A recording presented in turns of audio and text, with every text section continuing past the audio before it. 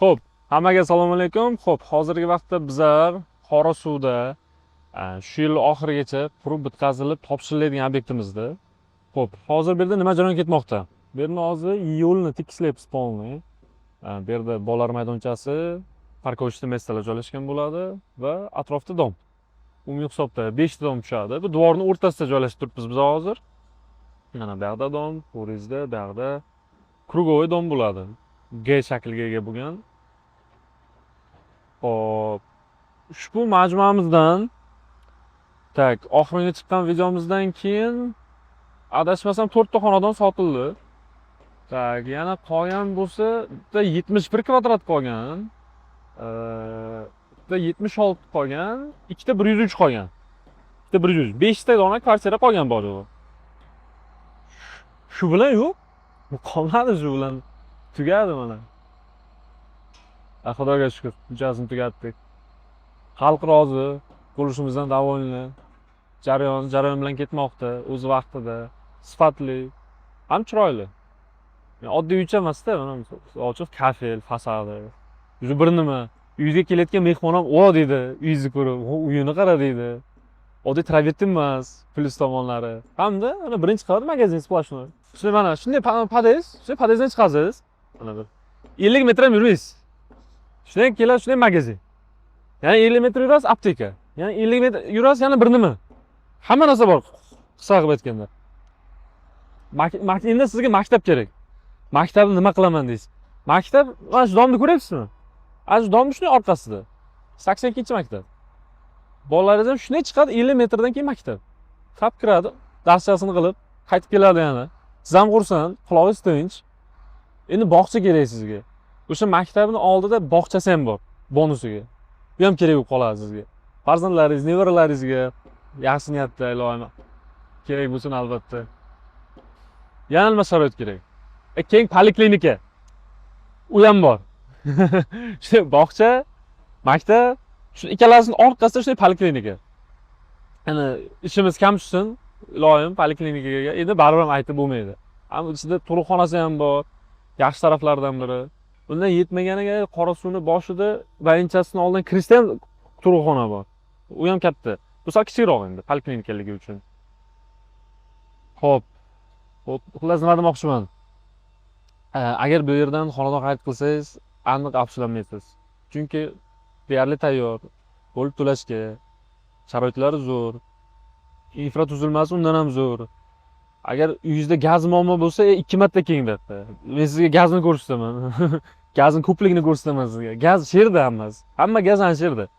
Samarqand bo'yicha eng ko'p gaz sherda o'zi. Dangal ishonavering. Lift ham bor. Lift muammo bo'lsa-chi, uni nima qilasiz? Unaqa muammo bo'layotgan bo'lsa, shirkat bor, solnechli paneli bor, keyin generator bor, liftni o'ziga. Svet o'chsa ham ishlab beradi. Bor-yo'g'i 4 litrmi solyarka yeydi 1 soatga. Tasavvur qiling, kuniga bir 5 soat uchib qoldi. Ham redga uchadi, birdan uchmaydi.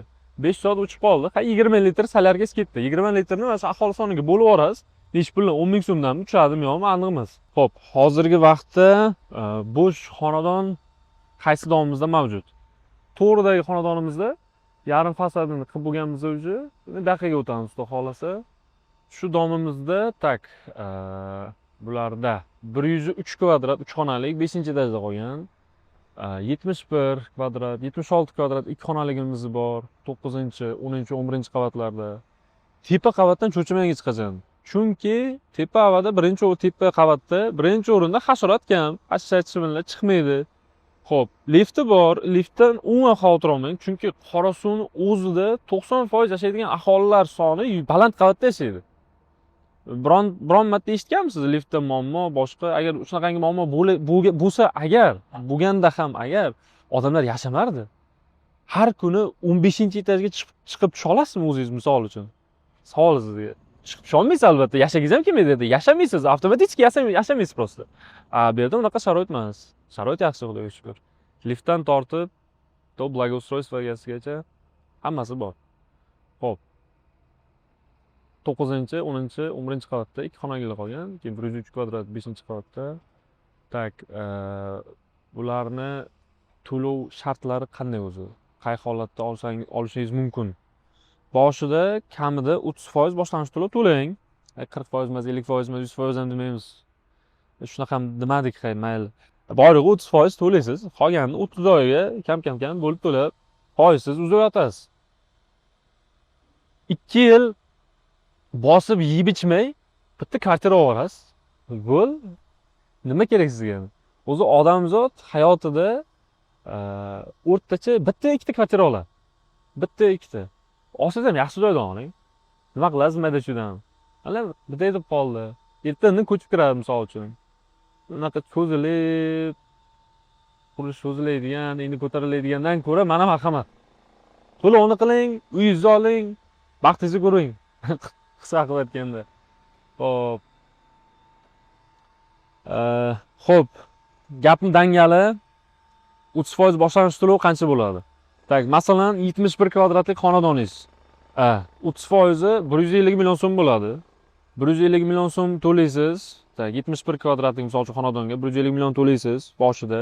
Keyin qolganini shuni 30 oyga bo'lib beramiz. Xohlasangiz kvartal qilib beramiz, choraklik bo'lib to'lashga qilib beramiz, 1 yilda bir marta to'lov qilib beradigan qilib beramiz. Oylik to'lovlarni nazarda tutyapman. Agar ishingiz sezonniy bo'lsa ham, xavotir olmang. Salomga yarasha aligimiz bor. Sharoit qilib beramiz.